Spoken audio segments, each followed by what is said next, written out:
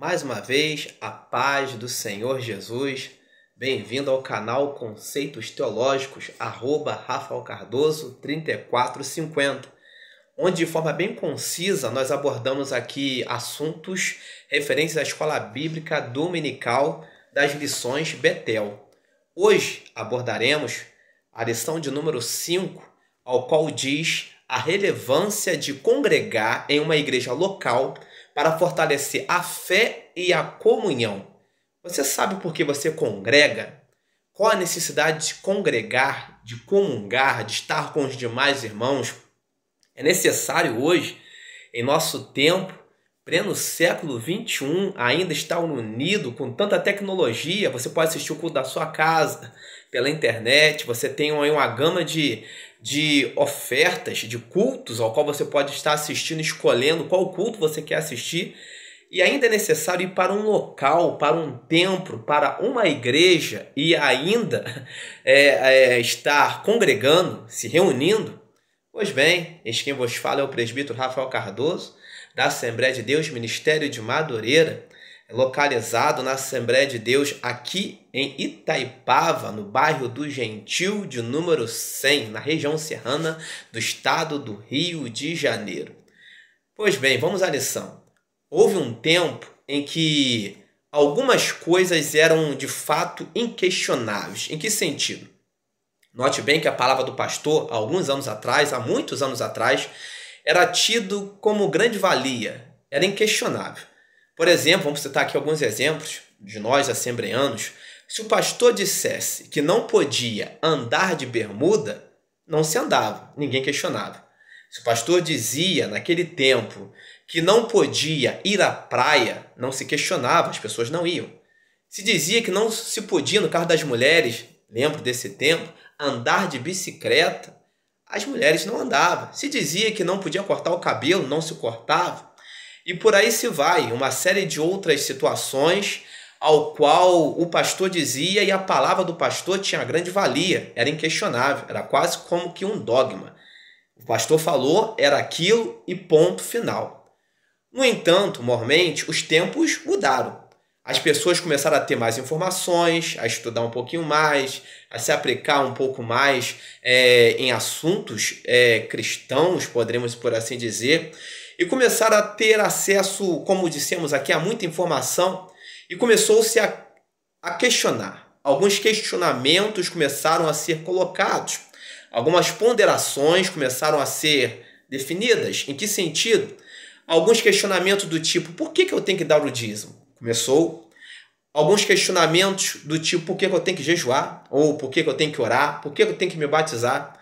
Por que eu tenho que eu não posso tomar a ceia se eu não for casado? E uma série de outras coisas começaram a vir e questionamentos começaram a chegar. E dentre estes muitos questionamentos, que nós não vamos adentrar neste tópico hoje, veio o outro questionamento maior. Por que eu tenho que congregar?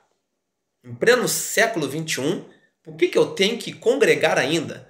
Por que eu tenho que fazer parte de uma igreja? Por que eu tenho que obedecer a uma liderança? Por que eu tenho que estar em comunhão com outros irmãos? Por que eu ainda devo congregar? Ainda é necessário?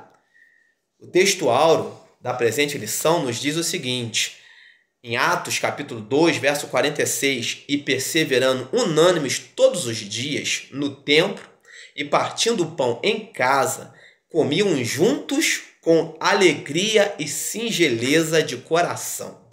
A leitura em classe, o texto de referência, está baseado lá em Atos capítulo 2, versos 42, 43, 44, 45, 46, 47, né? E você vai estar lendo aí na sua casa, porque o intuito deste canal é falar de forma bem concisa para quem não tem muito tempo, não tem tempo a perder, a vida está corrida, de uma forma bem concisa e dinâmica, assuntos referentes à escola bíblica dominical. Peço encarecidamente para que você possa aí deixar o seu like, se inscrever em nosso canal e nos ajudar a propagarmos ainda mais a palavra de Deus. Pois bem, por que nós ainda temos que congregar? Inventaram uma frase muito bonitinha, uma frase bonita. Existem frases, jargões que são muito bonitos de serem ouvidos, mas na sua prática talvez destroem bastante vidas. Uma frase muito bonita que inventaram foi: a igreja sou eu. Logo, se a igreja sou eu, dá-se uma ideia de individualismo. Se eu sou a igreja, por que eu preciso de um pastor?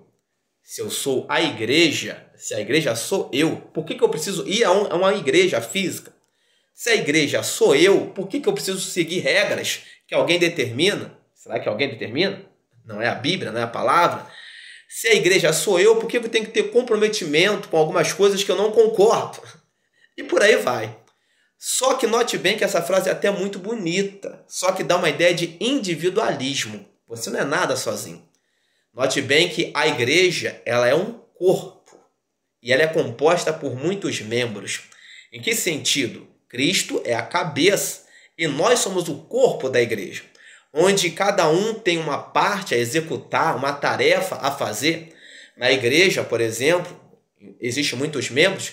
Existem aqueles que vão pregar a palavra, existem aqueles que vão ministrar o louvor, existem aqueles que vão varrer uma igreja, existem aqueles que vão trocar uma lâmpada, existem aqueles que vão trabalhar na cantina, existem aqueles que vão sustentar a igreja com seus dízimos, ofertas, existem aqueles que vão fazer uma série de outras coisas importantes, ao qual vão estar se cumprimentando, de modo que, na minha falta, o outro vai cumprimentar a minha falta. Isto é a igreja. Todos vão se cumprimentar. Somos membros de um corpo.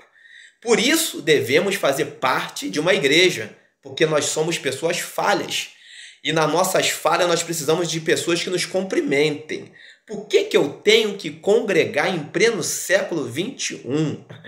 Por que eu ainda tenho que fazer isto? Vou te dar alguns exemplos. Primeiro, para crescimento espiritual. Você precisa aprender. Ninguém é autodidata, ninguém aprende nada sozinho. Dificilmente alguém vai aprender o A, I, O, U, né? O beabá, B com A faz Bá, B com E faz Bé e por aí vai, sozinho. Precisa que alguém ensine. Mostre para ele o fonema, como se diz, como se pronuncia, como se junta as palavras. Precisa de um professor. Todos nós precisamos de aprender com alguém. A vida é assim. No âmbito espiritual também não é muito diferente. Por que eu preciso congregar? Porque eu tenho que aprender. Eu preciso aprender e aprender certo, aprender do modo certo. E onde é que eu vou aprender? Com quem já está à minha frente há alguns anos-luz, né? Podemos por assim dizer, por quem já aprendeu com alguém. Como disse o apóstolo Paulo, porque eu recebi do Senhor que também vos ensinei. Né? A gente aprende do Senhor, aprende com alguém e vai passando conhecimento, vai passando para alguém. Por que eu tenho que congregar? Porque eu tenho que aprender. Aprender o quê? A palavra. Eu não vou aprender a palavra sozinho, eu vou ter que aprender com alguém. Alguém precisa me ensinar a palavra. Por que eu tenho que congregar? É vontade de Deus que nós estejamos unidos. Note bem que uma brasa, se você tirá-la lá do fogo, da fogueira, e você isolá-la, a tendência é que ela permaneça acesa por algum tempo, mas depois de algum tempo ela vai se apagar, porque ela está sozinha. Se você não estiver no meio do fogo, você vai ser um crente apagado. E hoje nós estamos vivendo um tempo em que muitos crentes estão apagados. Se dizem crente, mas pergunta para eles, de que igreja você é? Não, eu sirvo em casa. Um desigrejado, poderíamos por assim dizer, está apagado, sem palavra, sem alimento espiritual, sem comunhão, sem santa ceia, sem uma série de outras coisas que são benefícios que nós temos dentro da casa do Senhor. A comunhão é um benefício tremendo. Deus não quer que ninguém seja uma brasa solitária. Precisamos estar no meio do fogo. E o fogo está na igreja, está em ouvir a palavra de Deus. Você sozinho é um crente apagado. Deus não quer crentes apagados. Deus quer labaredas acesas. E só podemos estar assim dentro da igreja. Porque na igreja tem dias que a gente não está muito bem. Tem dias que a gente chega apagado. Mas a gente chega lá, ouve uma palavra e a gente se levanta. Ouve um louvor, a gente se levanta. Ouve uma criança adorando, a gente se levanta. Né? O simples fato de estar unido já propicia ali um mover em nossas vidas, em nossos corações, e Deus tem condição de operar e nos acender todos os dias.